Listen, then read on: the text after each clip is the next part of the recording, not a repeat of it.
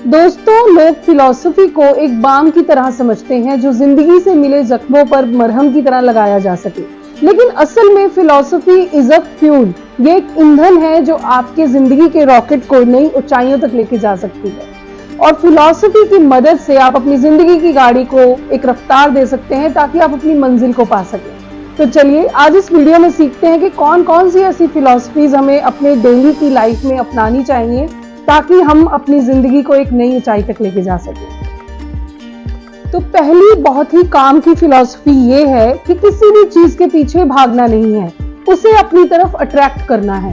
जिंदगी को एक डांस की तरह जीना है जिसमें आप एक मूव सीखें, फिर कुछ आराम करें, फिर दूसरा मूव सीखें। और ये तभी हो सकता है जब बहुत सारी इच्छाओं की जगह बहुत सारी मेहनत ले लें। तब वांटिंग की जगह अलाउइंग हो जाएगा। जो भी आप चाहते हैं धीरे धीरे आपकी जिंदगी में खुद ही शामिल होता जाएगा। दूसरी फिलॉसफी जो हमें समझनी चाहिए वो ये है कि बहुत गहरे सत्य हमेशा विरोधाभासी लगते हैं, लेकिन विरोधाभासी होते नहीं हैं। ये मानना चाहिए कि मैं कुछ भी नहीं हूँ, जो भी है ईश्वर है। यही सत्य आपको जिंदगी में बहुत आगे लेके जाएगा जब आप सब कुछ ईश्वर के अनुसार करने का प्रयास करते हैं। दूसरी ओर जब आप कोई कार्य कर रहे हो तब ये समझना जरूरी होगा कि जो भी हूँ मैं ही हूँ, तभी आप उस कार्य को बहुत अच्छे तरीके से कर पाएंगे। तो ये मानना कि मैं कुछ भी नहीं हूँ और ये समझना कि जो हूँ मैं ही हूँ, बस इन्हीं के बीच में हमारा जीवन घूमता है। इन्हीं दोनों फिलॉसफीज के बीच में तालमेल बनाना यही बस एक अच्छा जीवन है।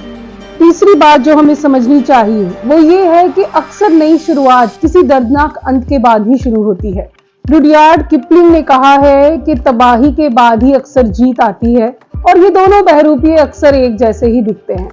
तो ये फिलॉसफी, ये सोच हमें ये समझा पाती है कि हम महान भी हो सकते हैं और कुछ नहीं भी हो सकते हैं, और ये दोनों हम एक ही समय में एक साथ हो सकते हैं। चौथी बात, हम कोई भी कार्य बहुत अच्छी तरह से तभी कर सकते हैं जब हम उसमें कर्ता का भाव ना रखें, जब हम उसमें अपना सब कुछ दें। देखने में दोनों बातें बहुत अलग लगेंगी, लेकिन यही सत्य है। कोई भी कर्म जब सच्चाई, ईमानदारी और पूरी सत्यनिष्ठा के साथ किया जाता है तब वो बहुत अच्छे से निभाया जा सकता है।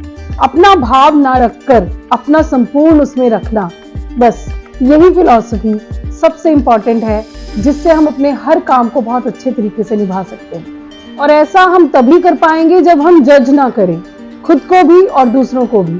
केवल नोटिस करें, ऑब्जर्व करें और अपने अंतर मन से आए ज्ञान के माध्यम से अगला कदम उठा लें। पांचवी बात, अपनी होश ना खोना, लेकिन फिर भी आपके द्वारा अगर कुछ घटित होना लिखा है तो उसे होने देना। और ऐसा हम तभी कर सकते हैं जब हम अपने दिमाग से ऊपर अपने दिल को रखें। शेक्सपियर ने अपनी किताब किंग हेनरी सिक्स्थ में कहा है कि मेरा ताज मेरे दिल में है, मेरे सर पर नहीं। बड़ा सोचने और कुछ भी ना करने से बेहतर है कि छोटा सोचा जाए और बहुत बड़ा कुछ किया जाए। कठिनाइयों से पहले ही एक्शन ले लिया जाए। छठी बात जो हमें समझनी है और अपने जीवन में अपनानी है कि हमें अपने मन में 3 भावों को बहुत ऊंचा रखना चाहिए। पहला भाव है करुणा, क्योंकि करुणा रखने से हमारा प्रेम बढ़ता है और प्रेम हमें बहुत हिम्मत देता है। दूसरा है मितव्ययिता, यानी कि थोड़ा कम खर्चा करना या फिर ऐसी चीजों पर खर्चा ना करना जो आपके लिए जरूरी नहीं है। ऐसा करने से आपको दानशीलता का भाव अपने भीतर लाने का मौका मिलेगा। और तीसरा भाव है विनम्रता। विनम्रता आपको नेतृत्व करने की समर्थता प्रदान करती है। You can be a leader when you are polite. तो ये कुछ फिलॉसफीज हैं जिनको अपनाने से अपार शक्ति मिलती है, कॉन्फिडेंस आता है, आपके प्रिंसिपल्स, आपका वैल्यू सिस्टम स्ट्रांग होता है और पॉजिटिव भी।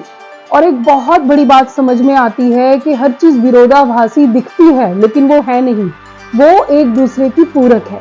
दायां और बायां एक ही है, दिन और रात एक ही है, एक में से ही दूसरा निकलता है।